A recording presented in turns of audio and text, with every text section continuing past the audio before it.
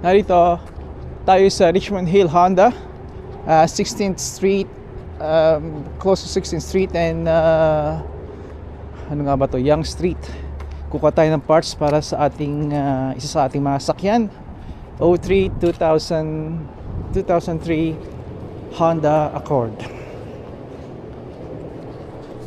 Let's go.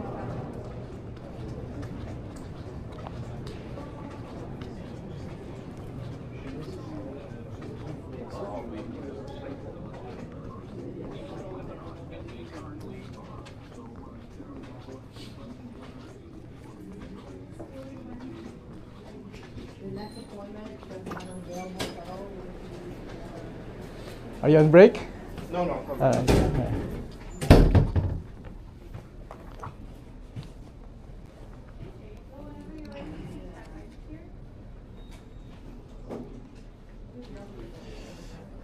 Ito yung kanilang tinatawag na dito ko order ng mga parts.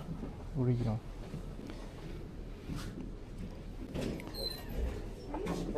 I called about the 2003 Honda Accord. Yeah.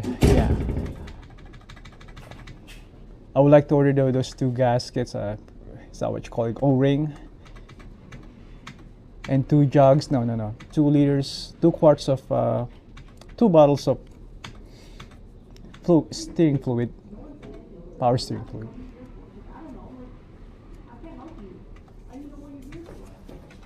Alright, so yo, I'm gonna put the wheel back on. I'm gonna plug it in. Just put it on hold. Put it on hold.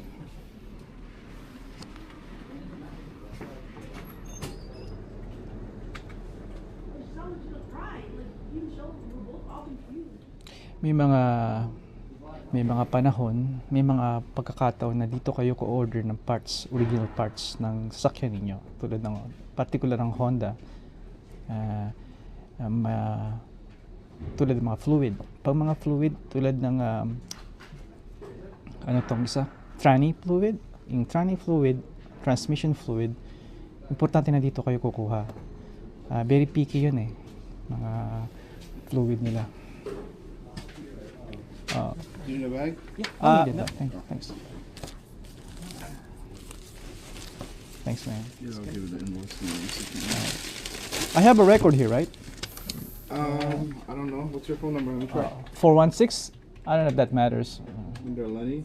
Yes. No, it doesn't matter. Okay. But it's gonna be under your account now. So Yeah, might as well. your total for the 2 O-rings and 2 bottles of power steering fluid, $52.80 plus tax. Okay? Okay. Give me a second. I think dito ko babayaran yun sa ibang bintana. Dahil Here's your invoice. alright. So take your payment at that window right there. Okay, thanks, man. Appreciate it. Hello. Hi. Hi. Here. Sure, just give me a minute. Okay. Okay, so it's $59.66. If I could just tap it. We'll be able to tap it. All right. Just let me. I usually pay cash, so I don't know. Oh, okay. My wife gave this to me. I said, okay. Yeah, I think it's under 100, so it's fine. Okay. $59.66.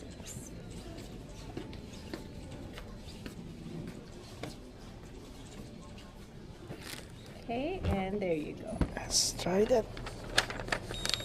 Perfect. Okay.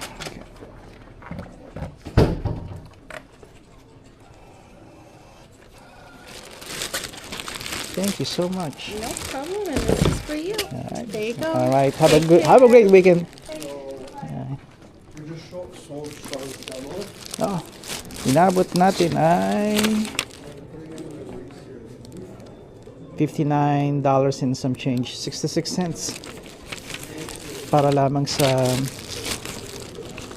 para sa dalawa nito, power steering fluid. Importante ito. At parts na ito yung O-ring, ito yung ilalagay ko sa hose na nagko-connecta sa power steering fluid ng Honda. Importante, ito yung nag-create ng whiny noise Kaya Papalitan ko yan. Gagawa pa akong separate video about that.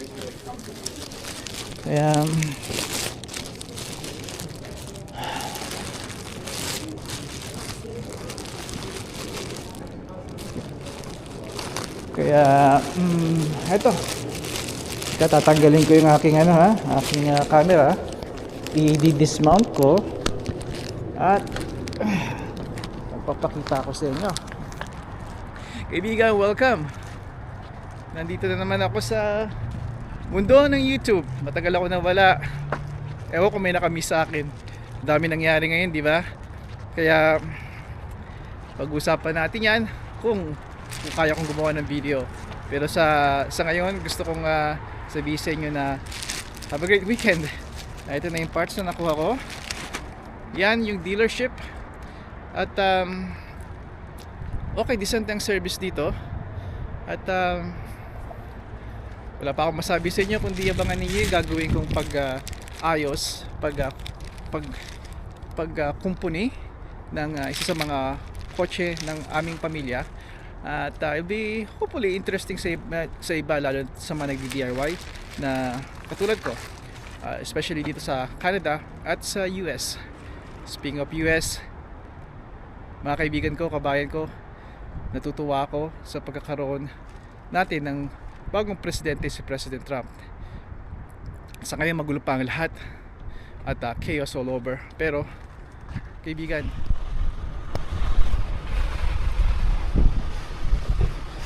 kailangan ko i-cut muna nung nandun ako sa dealership. At nandito kami, kumukuha kami, si Misty kukuha ng isda at magluluto siya. Kalimutan ko kung ano yung lulutuin niya eh. Pero isda na may sabaw. Pesa ba yun? Pesa? Mabagit tayo tungkol doon sa na pinutol ko kanina, itong sa US. May bago tayong presidente. Alam nyo, sa mga aking nung naunang video ko, binanggit ko na ang number 1 president ko ay si Ronald Reagan. Believe ako sa kanya, maliit pa ako, well, bata pa ako noon. At tambalan nga ni Marcos, Ferdinand Marcos at ni Ronald Reagan ay mabuti ang pagkakaibigan nila. At sinabi ko rin sa aking father-in-law noon, last year during fall season, early fall season, sinabi ko sa kanya na mangyayari yun pa, sabi ko, mangyayari yun, Trump mananalo at si Bongbong Marcos parang balik back in the 80s, Reagan at Marcos, ngayon Trump and Bongbong Marcos. Balik tayo sa US, kaibigan. Hindi ko alam kung gaano katagal ninyong pinamatsyagan, napakatagal kong minamatsyagan ang politika sa US.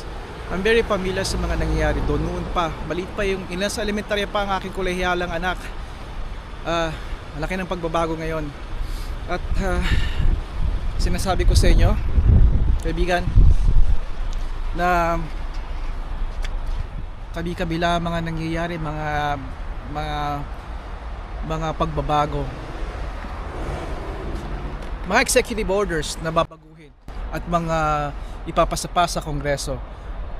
Maraming mangyayari na we couldn't even keep up kapag ito'y inyong sinubaybayan. It's just so much going on. Pero si Mrs. wala pa. Under attack ang US. Under attack ang US sa immigration, sa family values, ang nuclear family natin, Kinagistan. Under attack ang ating military. Under attack ang ating enerhiya, kung saan tayo pinagkukunan natin ng energy. Under attack ang ating ekonomiya, even ang ating dolyar, ng US dollars. Under attack, kaibigan, ang ating middle class ng pamilya, ng mga tao. Under attack ang ating values, ang ating paniniwala, ang ating faith.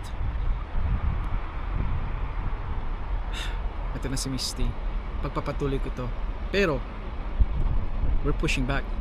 Hindi lang we're pushing back, we're kicking, we are doing haymakers. Magbabago ang lahat. Tandaan ninyo, magbabago. Magulo ngayon, pero magbabago to para sa katahimikan at kaunlaran ng ating bansa. Kaibigan, hanggang sa muli, padayon. Inabangan kita eh. Teka ha?